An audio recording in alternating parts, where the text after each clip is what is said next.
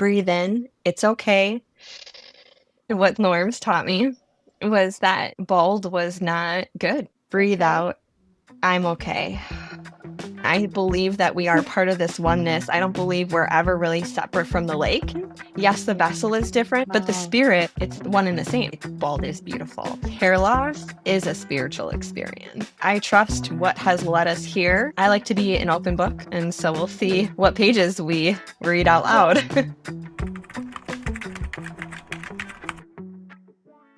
Today's guest is someone whose journey will breathe life into you, literally.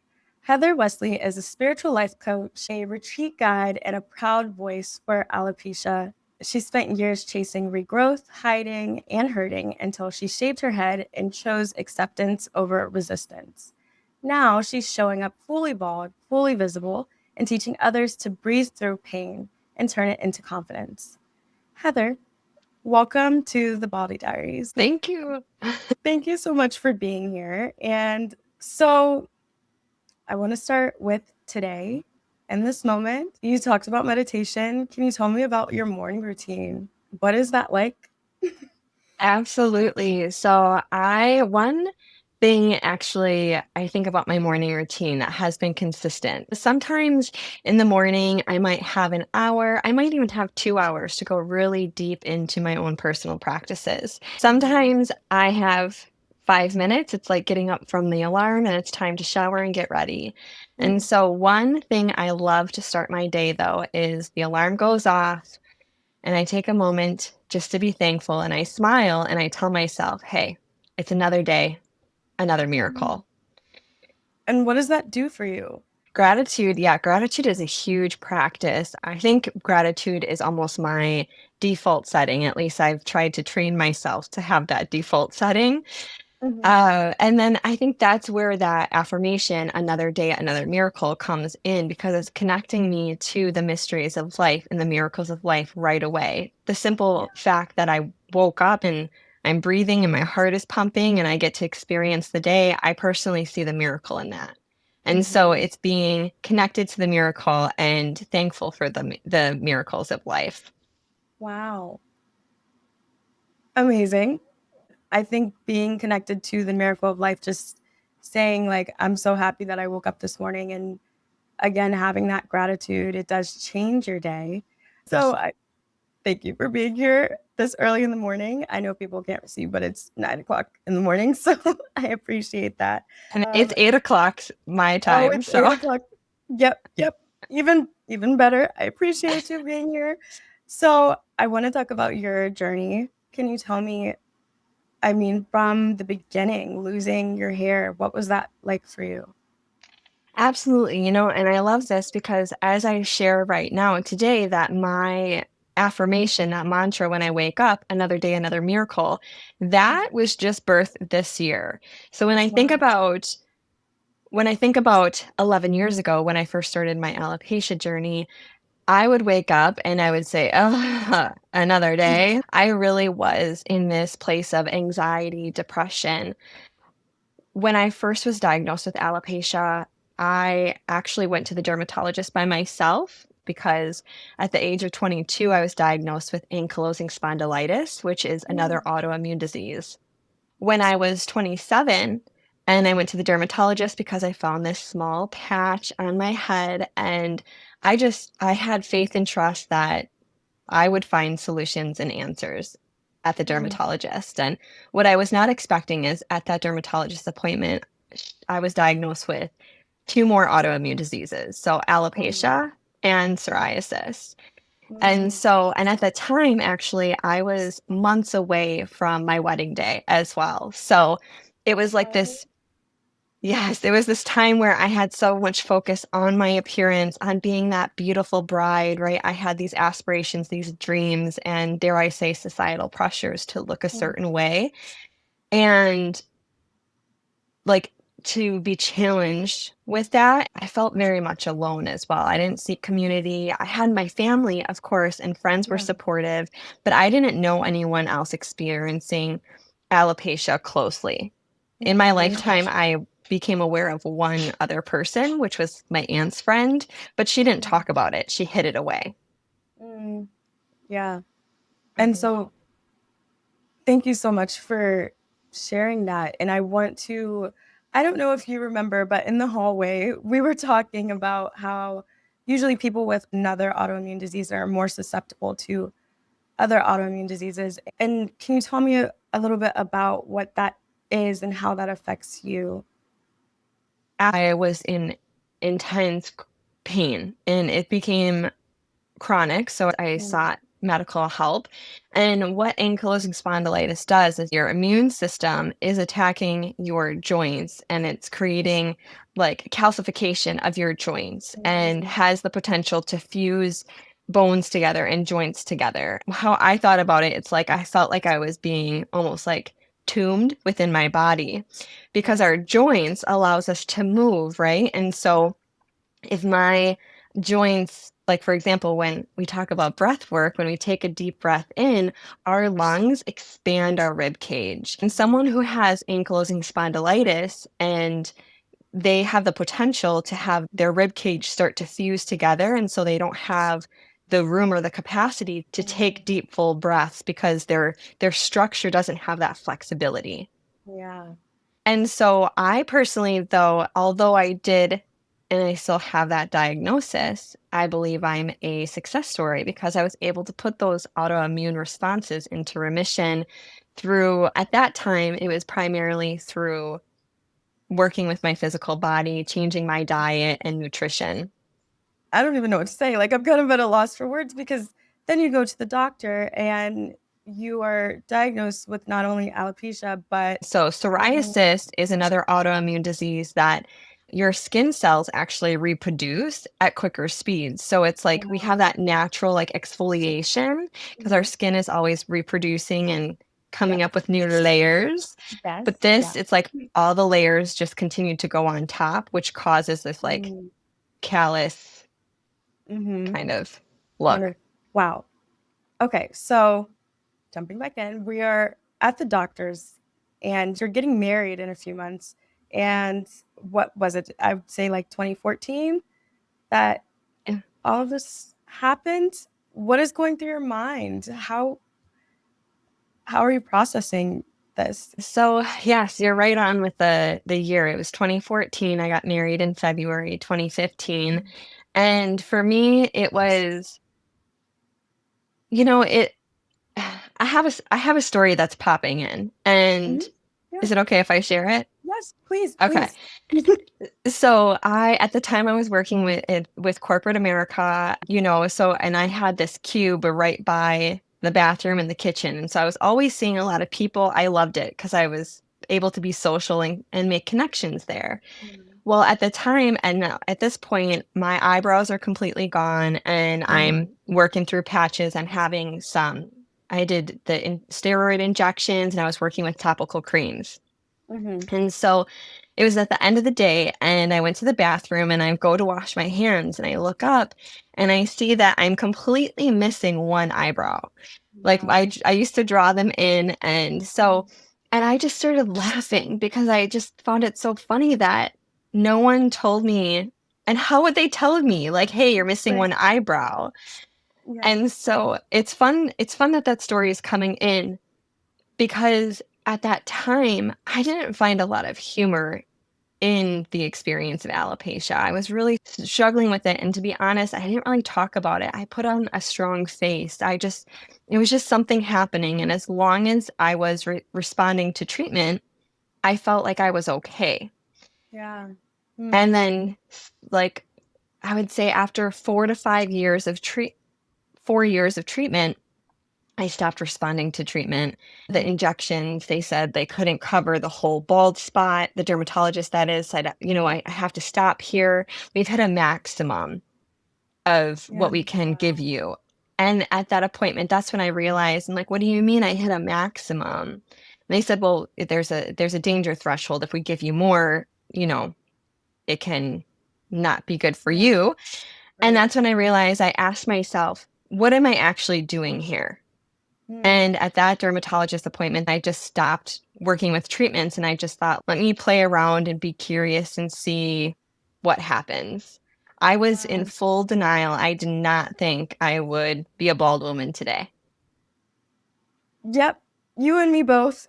I relate to that story so much because it wasn't funny. Like, I found nothing humorous about it. And to be in the bathroom and to kind of like, I mean, even something that came up for me was like, I always had like this expectation, like maybe somebody would tell me if like my wig was falling back or like, and how would they say that? Like, how would they tell me without them feeling uncomfortable and also making me uncomfortable? And now we're in this situation.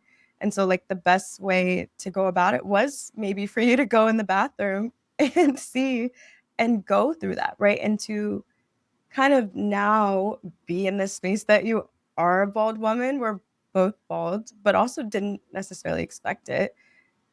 How have you become and gradually have made it here? Well, and to also, the next step for how did I really navigate even the eyebrows, right? That was one of my bigger things. So I ended up getting the semi-permanent tattoo eyebrows Mhm. on. And so now they're pretty faded, but I use eyeshadow actually just to get darker. I'm about to go on my own like eyebrow journey. There's so many cool makeup tools now that I'm personally starting to get brave and go experiment. So I'm excited to go on Mhm. that journey. And the journey just never ends, you Yeah. know? Yeah. And it doesn't end, and like, I don't know, I felt like this kind of like heart drop because I'm like, "Oh my gosh, yeah, you're right." Like, it doesn't end, but also there's power in that too. Like, this is something that is evolving and it's growing, and as I've grown, I also got diagnosed in 2014. And so as I've grown, there has been more representation and more people coming out and seeing, like having that platform, having social media to see people that also have alopecia are it's a journey, and it's also scary. It To say so. is. Mhm. It Hmm. is. So with where you are now in this season, what is confidence for you? What does that look Mm. like? What is confidence to me? Confidence to me is self love.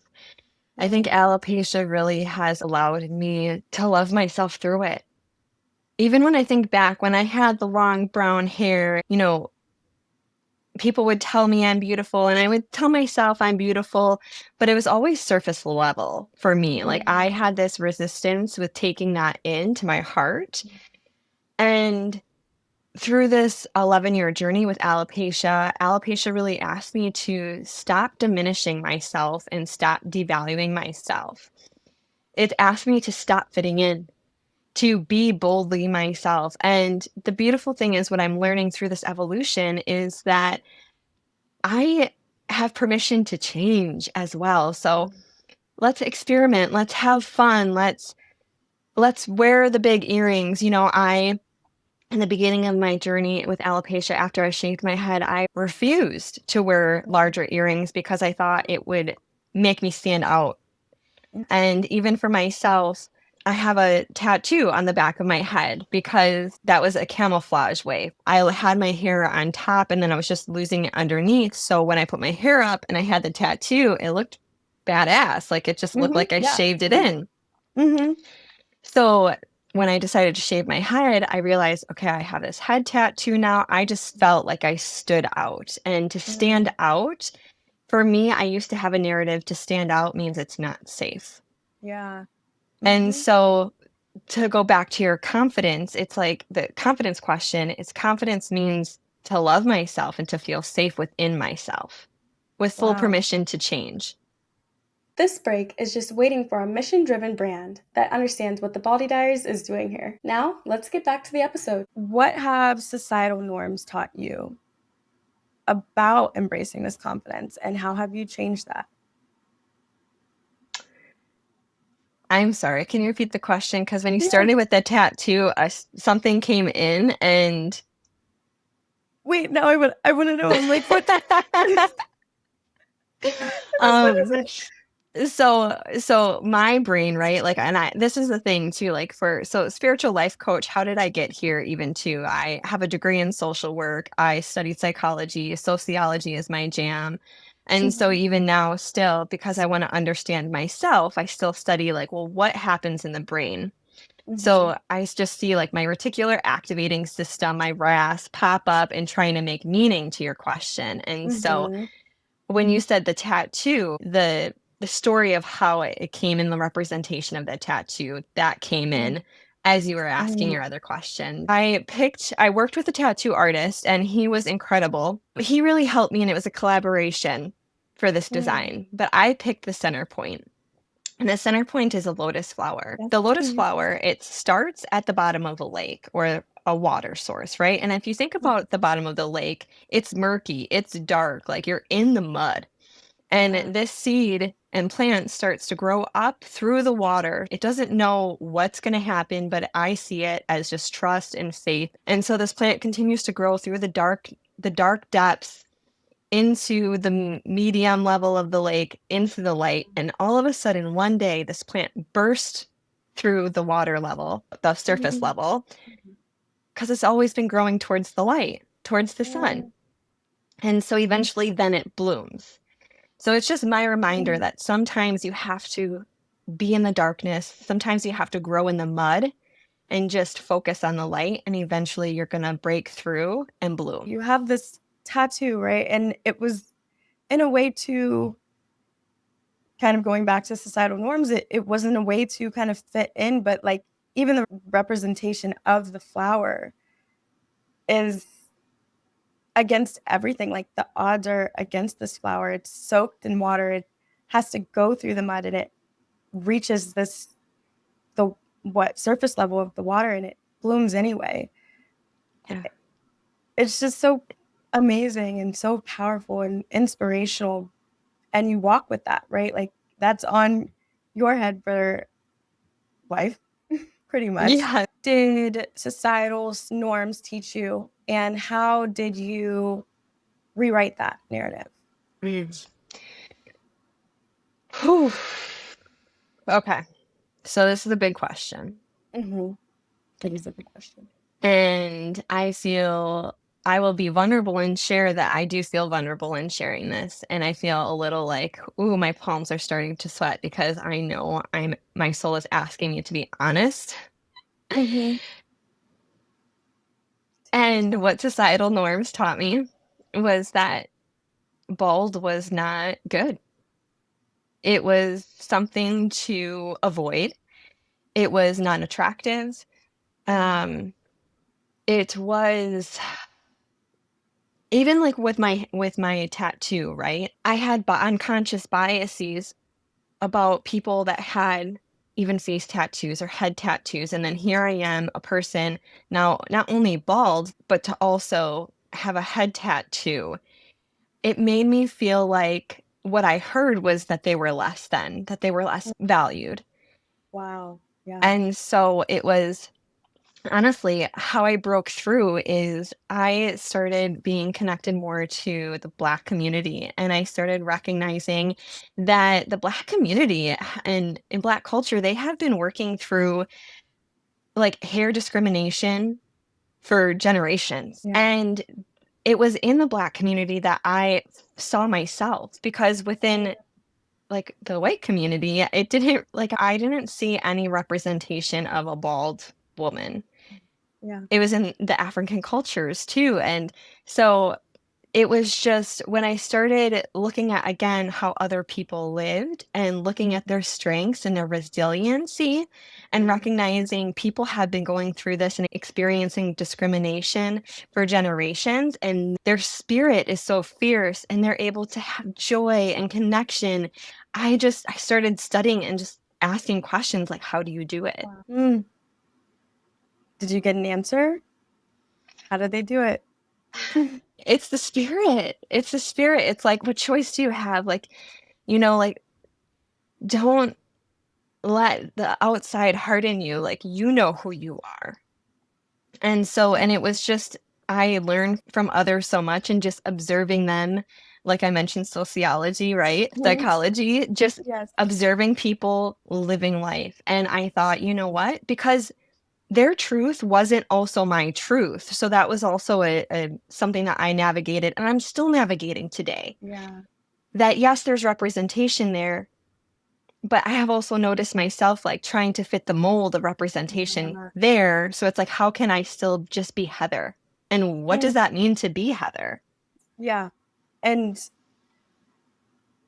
I appreciate your vulnerability so much because I feel the same way, right? I did not believe bald was beautiful. I teared up a little bit because I didn't even realize that. For so long, I was just like, no, this is not, I don't want this. I don't like, this is not for me. This is ugly, right? I never saw myself either having tattoos. I unconsciously kind of like adapted. There's so many things that come with societal norms that teach you those things. And then also going out, doing the research, learning, studying people, which can I say is like my jam, love, love all of that. And really, African culture is, I mean, you do see bald women and they embrace it. They have a time and like just the connection in that is so powerful too, because for me, being a part of like Black culture, I didn't see anyone who looks like me, but I also did not do the research to, to look because I thought this isn't for me. I hate it. I don't want it. I have to push it away. So now, in the spirit and from what you've learned, you're now a spiritual life coach. And can you tell us what that means? Absolutely. So, yeah, so the spiritual life coach, it's fun. I feel like I created that title for myself.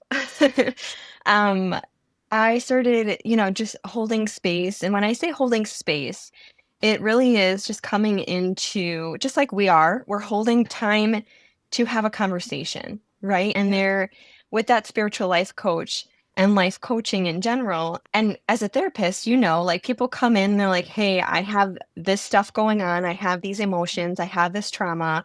I need to unpack it. And pick a new narrative or create a new narrative or heal from this. Yeah. And that takes time. That takes a safe space to be able to be vulnerable and share exactly what's on your mind or what's on your heart, Yeah. even though you haven't said it to anyone before and And you're afraid of that judgment. And so, after I started studying to be a coach, and just even I started learning too, like with my social work degree, about what it takes to hold those safe spaces. So to be a spiritual life coach, I'm not a certified therapist, so that is that that path then that I was able to take and say, okay, well, if you want a different perspective, come and be coached by me. And so that Mhm. when I started looking about life and recognizing there's something missing about the life coach. And for me, I speak a lot about the spirit and different spiritual modalities. It's really like I love being the bridge and the safe space for anyone to come and say, hey, I have this belief and it goes against social norms. And I sit there and I'm just like, tell me more about it. I'm so Yeah. excited. I'm curious, allowing that safe space for someone to just be authentically themselves and Mm, share what they've been learning. It's a beautiful place to be yeah. in. I love my occupation. I love And this is such like like I don't take this work for granted. what you mentioned earlier was like alopecia allows for that because like we are against the grain, right? But also it puts you in a position where your views are now different, right? And you can accept other people's views because you walk in vulnerability. We are vulnerable without even having to be necessarily intentional about it. But also with the occupation, I love it, right? Because now I can hold space for these people to say anything that they want and be who they are. But I also don't have the freedom to work so much with the spirit, right? And so, what does the spirit mean to you? Oh, Spirit means to me, oh my gosh, this is such a big question and it's so good. Okay. So the first thing, and I love speaking in analogies because what like the picture, right? If we can picture it, it takes us out of logics Yeah. sometimes. And so what I think spirit is for me is if I think about the ocean or I'm by like what the Great Lakes, like if there's a Great Lake and you're at the beach and you see the water, okay, I envision the spirit is water and the spirit is like that oneness. Like I do believe there's this one energy, this whether you call it God, Mother Nature, source, the universe, whatever word you like to describe it. I think there is this unifying oneness Mm-hmm. and that's the water. Okay. Mm-hmm. So if I take the water and I go to the lake and I scoop it up with a cup, and now the water from the lake is in the cup. And now I ask, is the water in the cup still part of the lake? Or is the water in the cup different and transformed? And so that's spirit to me. I believe that we are part of this oneness. I don't believe we're ever really separate from the lake. I think that is our origin. Yes, the vessel is different because the lake itself is held by sand and the land. And now I have this new vessel, the cup. I have this new vessel, my body. But the Wow. spirit, that consciousness, that lake, it's Mm. one and the same. So, if you don't mind, I have something that came up for me right there. And Please. I was in this restaurant one time, and this man I was with my best friend, and it was basically we were eating tacos. And he looks at her and he says, "You are the crossroads." And I said, "Wow, like that is so powerful just for you to look at her and like say these things." And then he looks at me and he says, "You need to go to the water." And so, like you telling me that, I'm like, I have chills. gosh. Anyways, feel like I needed that. Well, a continuation. Okay, this is so beautiful. Thank you for sharing this part because this is spirit to me in action. I didn't know you had this connection to the water, like go to the water, and yet I felt called to share that analogy. I can express what spirit is to me in so many different ways, and yet there was something within me that said, share the analogy. And so that I believe is spirit speaking to us. I believe that we are mirrors for each other, that we are messengers for each other. And of course, this is where, and we started the conversation too about free will as well with the snake, right? And we're coming back to the Bible, right? We're coming back to faith. And so it's like, how does spirit speak to us? And we get to decide. We have the discernment. If it's not for us, we can feel it. We feel it in our gut. We feel it in our heart. We were like in our body. We're like, oh no. And yet, sometimes even when we feel that no, because of people pleasing or because of pressures of society, we'll say yes. And so I believe right now, spirit is getting louder. It's getting louder. And this is where I do believe also like autoimmune, like for me, it was this journey of me stopping to listen to I wasn't listening to myself anymore. I wasn't caring for myself anymore. I was living for others, like completely. And I got lost. I wasn't living for myself. I wasn't living for spirit. I wasn't living for love. I wasn't living like in my truth. This is And such a powerful conversation. Yes. yeah, it is. And I'm so thankful. And I honestly feel really proud of myself for saying yes, because I know more people are going to be hearing this, and I have been more in the spiritual closet.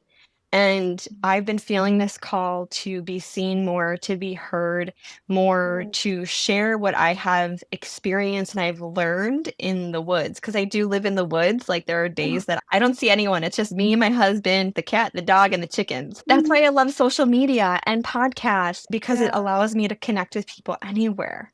Yeah. And like the power of technology, it just, all of this is very necessary and needed. And like you said, just discernment and being able to have a space where I can share that story and you can share your stories. And now we can provide this space for other people, either to connect their stories or because that's what spirituality is. Like it is about just like being able to connect And like, yes, if no one else needed it, I'm the one person in the story. So, Last thing I will say is that I think that's what spirit is that spirit will provide us the message when we need it. And so I'm so thankful that this message is resonating with you, that it's speaking to your soul. And that's mhm, the thing. I get to trust that and have faith. And I see the emotions coming, right? And yet, like you know the message. So I'm so thankful mhm. that this message is landing within your heart. And I'm so thankful that I can be a messenger for you this morning.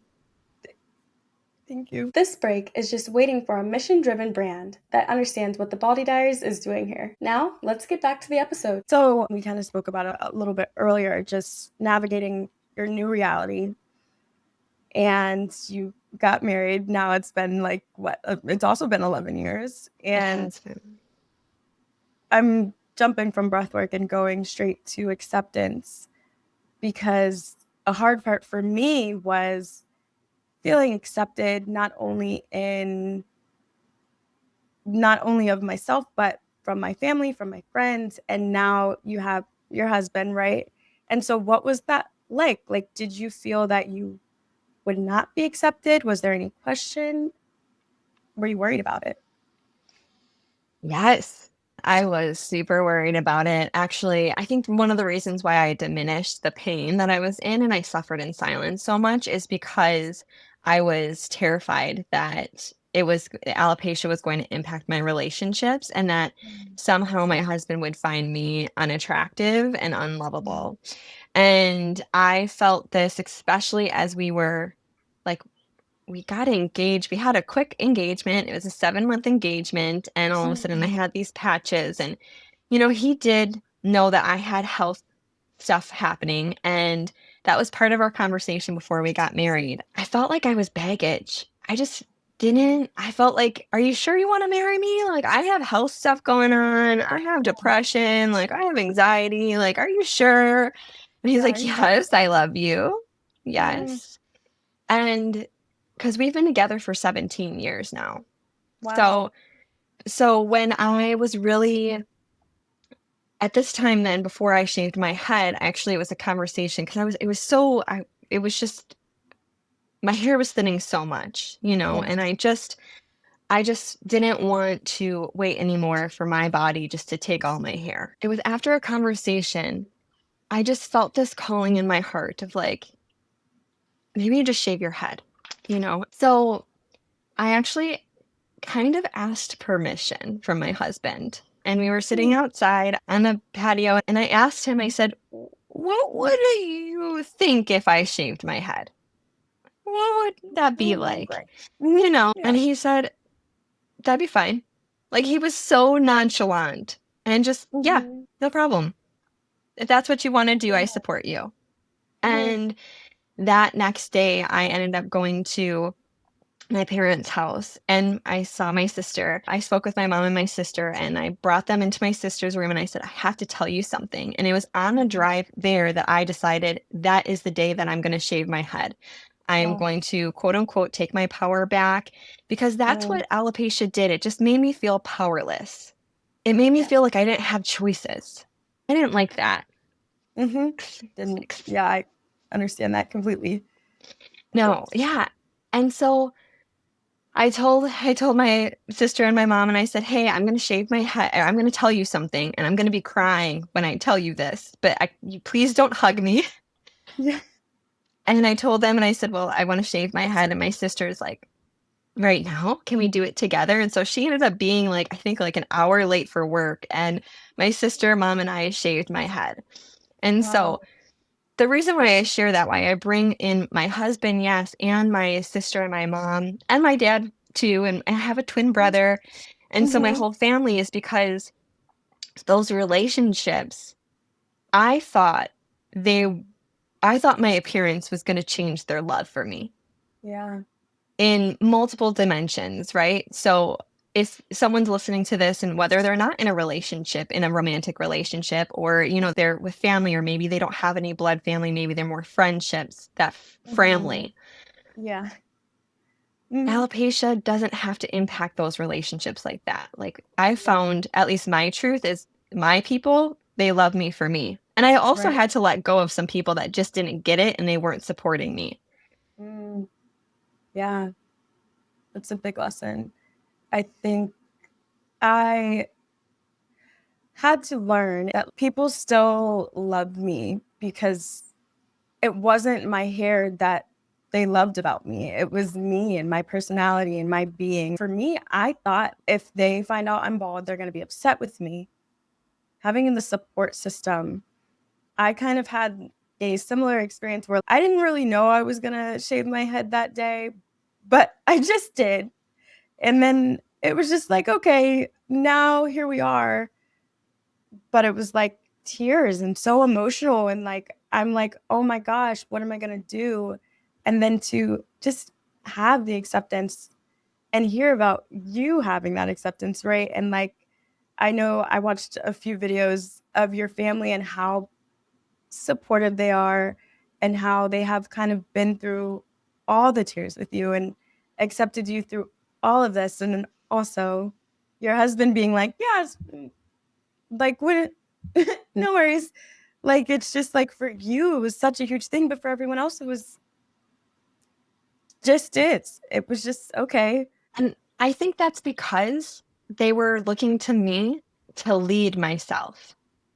Mm, They wanted me so often we look to other people to give us that permission or, I'm healing that people pleasing tendency within myself. And so mhm, we look to others to be pleasing, right? We want to make them happy. And my family and friends too, they were just looking at me. They're like, this is your journey. What can we do to support you for your happiness? And when I mhm, said, I want to shave my head for my happiness, he said, okay. And when I said I wanted to get a wig, they said, okay. My mom took me shopping, wig shopping. We yeah. tried on different pieces. Like I also had like the toppers, right? Mhm, I played with all those tools. I love mhm, scarves and hats. So whatever it is to make me feel more comfortable in my own skin and right. confident, they Mhm, see that and they're like, yeah, whatever. And I mm, think that's what love is. That's, yeah. family has taught me what unconditional love is. Mhm, yeah. I it is what love is because it's supporting you through whatever decision. It is being there when you fall and catching you and saying, "Don't touch me right now. I just need to let me get this out, and then we could talk about it." Like being an hour late for work so that she could be there for you, and I love that because it's also says so much about how we're all products of our environment, right? But like how you can now give that to somebody else and provide that and share that, and again, is what we're doing in this space right now. Can you recall a single breath or practice that shifted your relationship with your inner critic? Yes. And so I recognize breath, like we're always breathing, even when we're not consciously breathing. Like, thankfully, our body just does it. And so when I started consciously tapping into my body, and even right now, like, let's just take a deep breath together. So Okay. breathe in, breathe out, and then just check in with yourself. Did you notice any shifts after that conscious breath? Yeah, I released like I released something I didn't even realize I was holding. Yeah. It just opened up a lot. Yes. Yeah. And so I think about the one time or the first time I really noticed and was very aware that my breath can help me with alopecia. I was on a road trip with a friend and it was me, her, and her two children. We stopped at a restaurant to have dinner and I had that feeling like someone was staring at me. And like, do you ever notice that? Like you can just like it's like your spidey senses. You're like, Mhm. is someone looking at me? Right Like reading? what's happening? Yeah. Yeah. Mhm. So I'm like, okay. And I take a deep breath and I start to scan the room to see if someone is actually staring at me or if it's just within myself that I'm sensing something. And I make eye contact with this young girl. I believe she was under 10 years old and she was staring at me with her mouth wide open. She just saw a unicorn. And true story, she did see a unicorn because I think bald women are unicorns. Yes, I love that. Mhm. And so, but at the time, now this was, I think, like 3 or 4 years ago. And so immediately when I saw her staring at me and I made eye contact with her, I was hit with a wave of shame and I Mm, felt embarrassed. And so I just looked at the menu and I felt all of these emotions rising in me. And instead of like going with the wave of emotions, I took a deep breath. mm, And I noticed, I'm like, oh, okay, things are changing. So I took another deep breath and I started regulating myself and trying to quiet my own inner noise and tell myself, it's okay. I'm okay. yeah. And then I heard this sweet little voice at the table say, Mama, that girl's staring at Heather. And it was in that moment, it was my friend's daughter who Mhm. realized that I was being like, this young girl was still staring at me. Mm, And with this with Gianna, my friend's mhm. daughter, for her just acknowledging and recognizing someone was staring at me, I realized that it really is okay because I'm not alone. Yeah. I'm okay. And so I was surprised at my words, but I believe it was because of the breath that I was able to connect to this truth. And Yeah. I told her, it's okay. She just has never seen someone like me before. Mhm. And Yeah. I was able to be in compassion and grace and the young girl, bless her heart, she continued to stare for at least 10, 15 minutes Mm, until the family mhm. actually left. Yeah. But it was Yeah. this moment of resiliency, and I just continued to stay connected to my breath. And the breath helped Mhm. me regulate the emotions that told me, and those old society norms that told me, like, bald is ugly. And I Yeah. replaced it with, no, I know bald is beautiful. And then I would Yes. take a breath and breathe into that truth. And I love the point that you made about, like, that shame, right? Like, that you felt in being in this kind of mindset a little bit of, "Oh, she's looking at me because I'm different," and then taking that and being like, "She's looking at me because I'm different." Like, and also being able to connect because, like, it they just don't know, and I love kids because, like, she was comfortable enough to stare for 10 to 15 minutes and just no shame, nothing, but it wasn't about that, it was just a unicorn in daylight, right? Like, it was something that now you can look at as resiliency, and I'm a firm believer that everything happens for a reason, and you were supposed to have that connection and be able to connect with the breath and be able to just breathe and be present with what was happening in that moment. I'm all about somatics and therapy, and so connecting and being able to feel what it is that you're holding, like, right then, right? Like, I was holding something I didn't even realize, and in that moment, you're at this restaurant, so much is going on, and then at the same time, this little girl is staring at you, and you're trying to regulate your nervous system in this moment. And do you have a breathwork technique that you recommend for anyone that feels maybe that same feeling? Is it just taking a deep breath, or is there some other technique that you have or would recommend? Yes. So, gosh, there's so many different ways we can play and manipulate the breath. But I think, especially if you're beginning, and even if you are a seasoned breath work enthusiast and you practice breath work every day, Mhm. I would come back to deep breathing through your mouth and take 4 deep breaths. And the reason why I say 4 deep breaths is because it's that combination of having multiple deep breaths. And on the last breath, I like to tell myself, it's okay. I'm okay. So Mm, we could even quick practice that together if you'd yeah, like. Okay. sure. So, and then I would encourage, like, you can go ahead and take a breath through your nose or your mouth. Anytime there's a lot of energy, I recommend, or a lot of emotions, to breathe through your mouth because my intention is to clear that out and we can get in the most oxygen through our mouth. And Mhm. so, but again, through your nose, through your mouth, you can't get it wrong. This is your Yeah. personal practice. So choose what Mhm. feels best and most natural to you. Okay. Okay. All So I'm right. going to invite us to breathe in, breathe out, breathe in, breathe out, breathe in, Breathe out. Breathe in. It's okay. Breathe Okay. out. I'm okay. I'm okay. Mhm. It- So now, if you were breathing along with us and even for yourself, do you notice the shifts and changes within? Yes, for Mhm. sure. I mean, I know you're asking the audience, but me, Yes, like, yes. yeah, mhm, I do. Me too. Me Mhm. too. And this is the beautiful thing is I do practice breath work every day. I try, or most days, I shall say, even if it's like for 5 minutes, 10 minutes, 15 minutes. But sometimes the most powerful practice for me is taking just one deep breath. And that's like the pause before I respond, right? The breath can help me shift from this reactive state into a response state. Tell me more about that.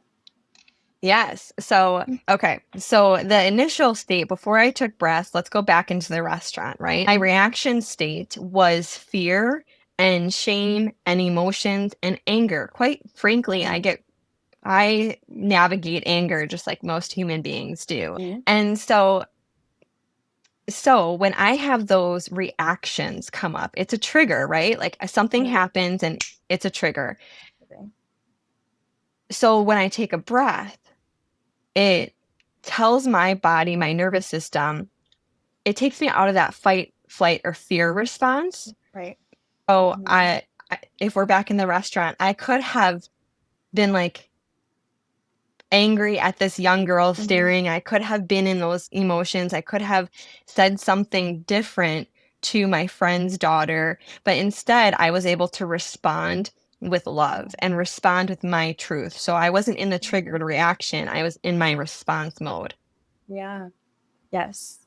And it is just the nervous system in general, like controlling and being able, like, with breath work to take yourself out of that reaction and be able to now be in control of the response that you give, because at the end of the day we only have control over how we react, what we do with that. Breath work is so powerful, the body is so powerful, and so taking those deep breaths, learning the brain, you studied all of this and took that, and now it is your power. And I'm just so happy that you feel that you can share it. Reaction, response, control. We've kind of touched on all these things in day-to-day life, because you said previously that alopecia took, right, it kind of took that control from your hands, and now day to day with your reactions, your responses, how do you navigate it? Mhm. Yes, I would say it's taking a deep breath. I think it's also, I saw one of your posts, I think it was on the Baldie Diaries website, and it was about the softness and your soft era. Mm-hmm. And Yeah. and I loved that because Me too. it is a practice. So if I'm and there are times where I live life and I'm in quote unquote more survival, where I've put Mhm. so much on my schedule where I don't have any time to breathe. And so Yeah. it's about having that awareness to recognize, okay, life, I made the choice to do this. And Mm-hmm. how can I make the choice to create more space to take care of myself? Yeah. Because in this state and like the trending self care, like I love a good bubble bath and a hot Love it. shower. And this is where I notice that I'm less reactive and I'm more responsive when I'm nourishing my body with nutritional foods, when I'm Mhm. drinking enough water. When I love coffee. When I limit my coffee, though, I can enjoy a cup or two, but when I hit the three, fourth, fifth cup, that Mm-hmm. doesn't do my body and my experience Anything. on life any good. No, it Right. shifts. Yep. So, with the art of self awareness, that has really been able to help me navigate life. And Mm-hmm. it's just being aware of what am I thinking? What am I paying attention to? Even sometimes, like my intake on social media, depending on what the algorithm is, it can sway me into feeling, thinking, and doing something that's maybe not in alignment, but it's my Right. self-awareness that brings me home, brings me back. And Mm, so through journaling, through gratitude, through looking in the mirror work is a huge thing I love doing. Dancing, like mm, that's a thing. Breath work is a tool, and I have a whole toolbox to help ground me, regulate me, and empower me so that I'm not just surviving, but I'm actually thriving through life. mhm, And I do believe like the thriving part, that doesn't mean I don't feel fear. That doesn't mean I don't feel anger or sadness or grief. It just mhm. means that I can support myself through it. Yeah. And it's a learning journey for sure because it's learning how to support yourself when usually previously it was just acting off responses and how, like acting off of reactions and emotions. And now, again, being in control of how to what your body feels, like that body awareness. Like I I that was something I needed to hear because I'm a very big Celsius drinker. Like I'm like, but I know that if I drink too much now, I'm shaky. I'm not in the same mindset. I'm thinking differently. If I look on social media for too long, my algorithm either changes or it's not something that I need to like I can hear my brain, my discernment telling me this is not for me and I need to leave. And I'm like, oh no, I need this right now. Let me just take a break. And I see sometimes that might be self care when really all I'm doing is either comparing myself and putting myself into an image that may not be fit for me in that moment. Also, thank you so much for reading that. Just that's so sweet because like that means so much to me. This healing moment is brought to you by every single listener who's on a self love journey and maybe one day a mental health platform. Could it be you? Now, let's get back to the episode. All right. So I would like to talk about finding feathers. I see your shirt. And one, if you could tell us what finding feathers means to you, the title and the business. Yes. So finding feathers, I say this is the place where self-care meets the frequency of miracles. And Mm, this was born through my own healing journey, through my life journey. And it really was because I started focusing on healing so much. I noticed that there were things that you could do to help support yourself. And that was like the accumulation of finding feathers, of having this be what I do full time because I'm so passionate about it, because I love it so much. Like my healing journey doesn't end just because I can feel confident. Like yeah. we are so like there's so much depth to the human Yes. experience. And 100%. so bringing in the spirit. So finding feathers. So my name is Heather. I have a nickname of Feather. My Some of my nieces and nephews call me Aunt Feather even. Oh, And so it just felt really natural to have Finding Feathers be that mhm. business title. Finding Feathers is a spiritual experience for me. There were times where, and there has still be times where I am somewhere and I'm finding feathers where feathers really shouldn't be. Yeah. And during some dark times within my life, and when I say dark times, I mean depression, anxiety. I've also had thoughts of suicide. So there Mm, has been some darkness within myself. But mhm. again, just like that lotus flower, I focused on the light Yeah. and focused on my breath. And then all of a sudden a feather would pop into my life. Hmm. And Wow. I felt like that was spirit telling me, hang on, just one more day, just hang on. And Mm, so I continued to find feathers in those pivotal moments where I would be asking that higher love, that higher power, like, I just don't think I'm equipped for life on earth. Like, I think I'm ready to go home. Like, I'm done here. And then I would find the spiritual messenger. mm, And then it just made me realize I wasn't alone, even though sometimes I felt alone. I wasn't alone. And so, between my namesake, between my own personal experiences with finding feathers, it just mhm. naturally, organically came forward. Yeah. It is Suicide Awareness Month, and there's so much power in sharing that darkness because a lot of us feel it, right? Like a lot of us go through that and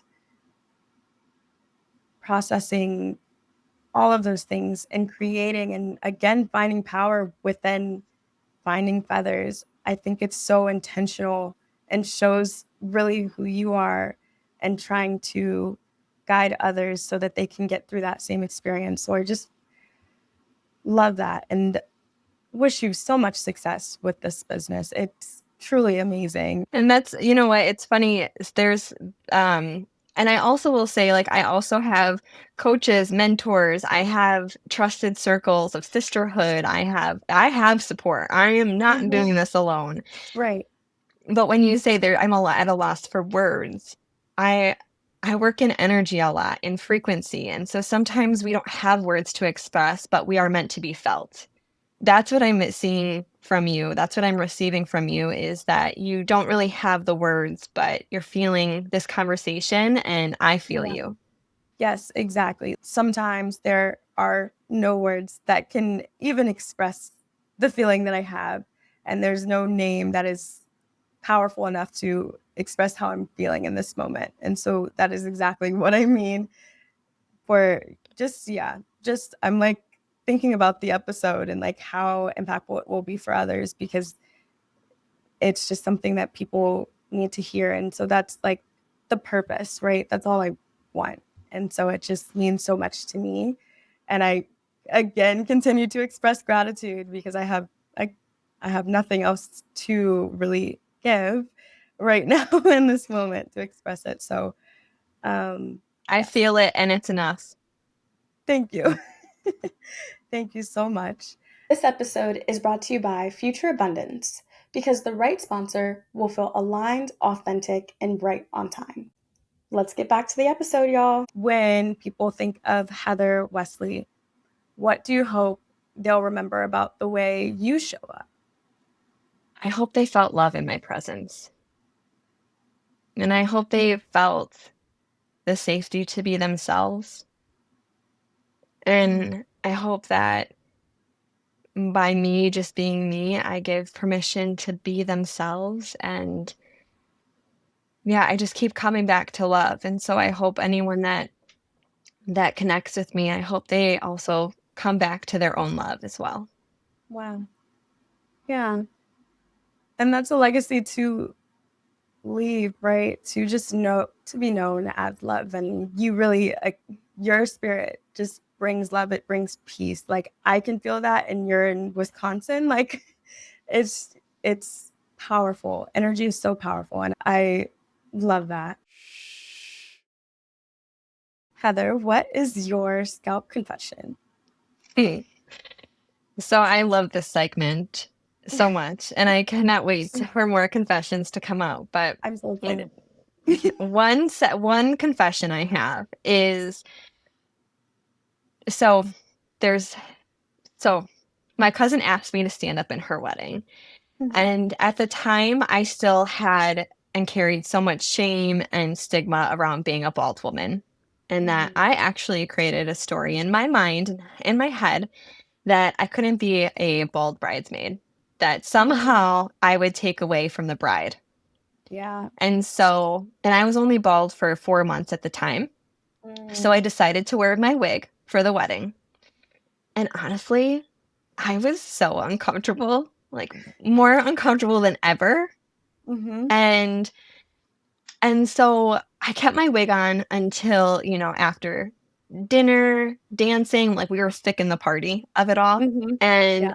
I was so hot and so uncomfortable still. Like I just felt like I had a mask on. I couldn't Mm-hmm. resist it anymore. And I started asking again my family for that encouragement, for permission. Like, can I take my wig off? And everyone said yes. Like, go ahead and take it off. And so I took my wig off and I felt so free and just like myself. And what ended up happening was my 83-year-old great aunt Cookie, she grabbed the wig, put it on, and started dancing with it on. So so suddenly, right, I had this shameful narrative that I would somehow take away from the bride. I found my empowerment, found my acceptance, took off the wig, and then my family, and we have pictures, and it's just so great.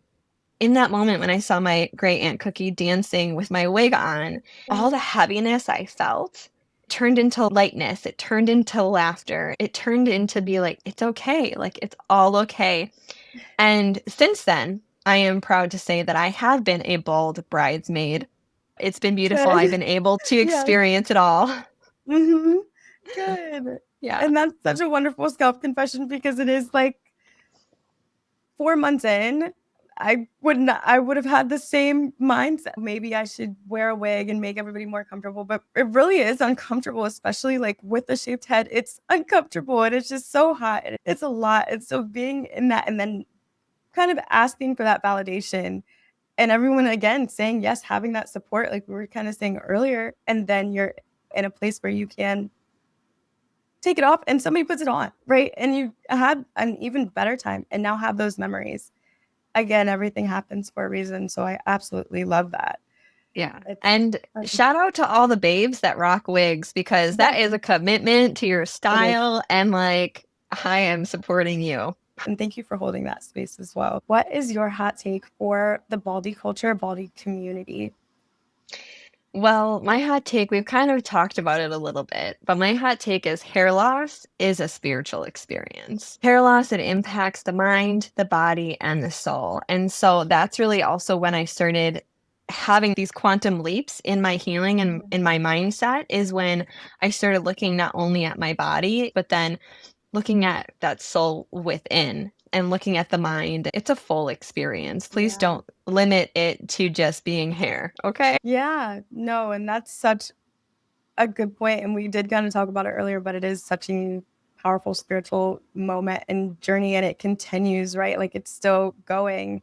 If it's hair loss, it's an experience. Finding your identity, losing your identity, all of it is spiritual, and I, again, believe there's a purpose for it. Heather, thank you so much for sharing your journey, your story, your power, like how you have embraced that, the things that you have gone through.